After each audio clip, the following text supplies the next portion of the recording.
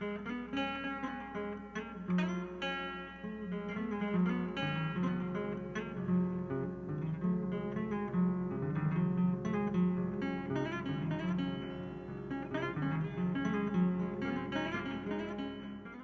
America's plants and animals have evolved with fire.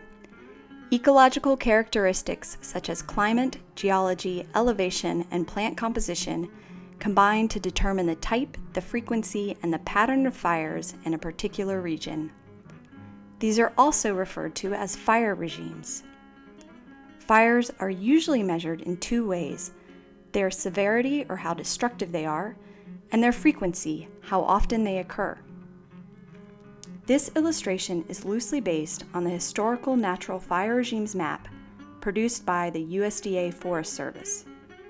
It represents pre-settlement historic fire processes across the country. Fire Regime 1, which is represented in blue, describes an area where fires burn with low severity but relatively high frequency in cycles of 0 to 35 years. This regime covers much of the United States east of the Great Plains and south of New England.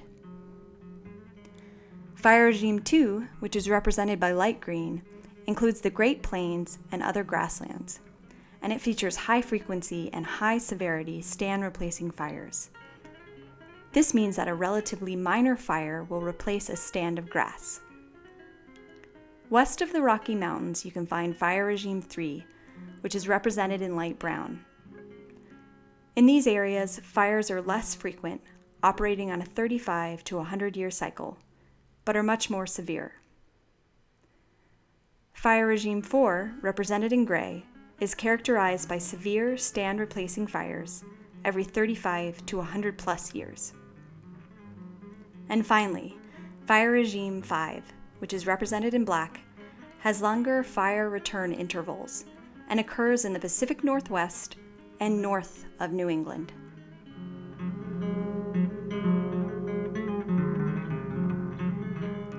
But again, these are historical fire regimes. They're predicted to have occurred pre-settlement, and they don't really represent the current conditions experienced across the country. A century of fire suppression has left a tinderbox of fuels in many different natural areas, and these areas are more prone to wildfires.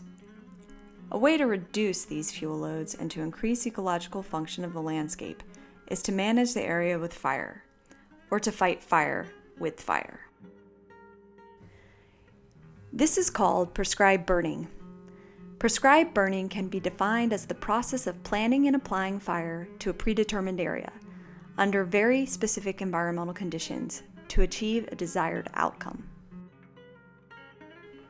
A prescription often includes the exact site location, burn objectives, the ignition plan,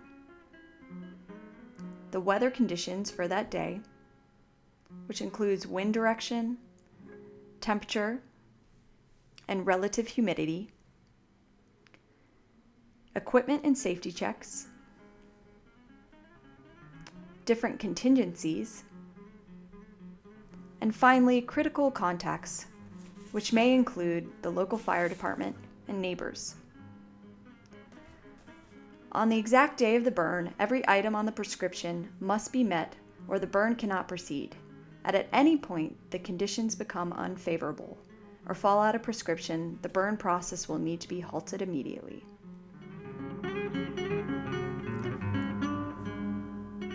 The prescription is kept as a document in the field. On the day of the prescribed burn, the burn crew assembles. And here at the Wildflower Center, our crew typically includes the burn boss, or the incident commander, a brush truck or engine, a weather check, a lookout, the local fire department, and we usually typically have 2 ignition crews. These include a squad leader, an igniter, and the engine crew.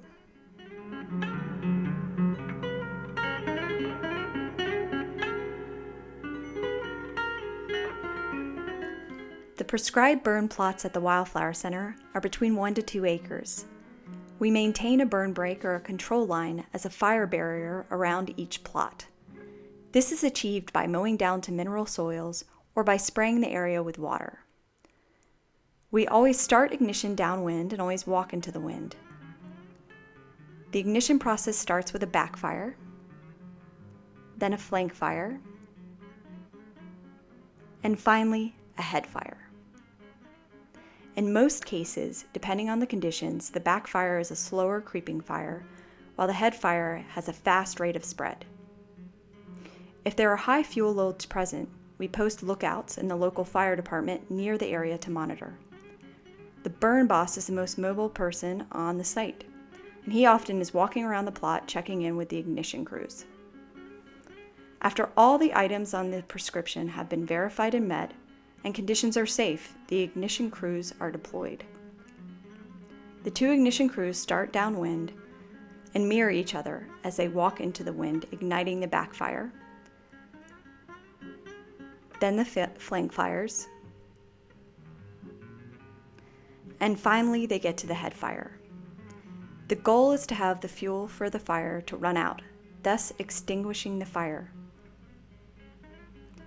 Finally, a mop-up team extinguishes large debris and monitors the area for multiple hours. Now the landscape is ready to regenerate and grow again.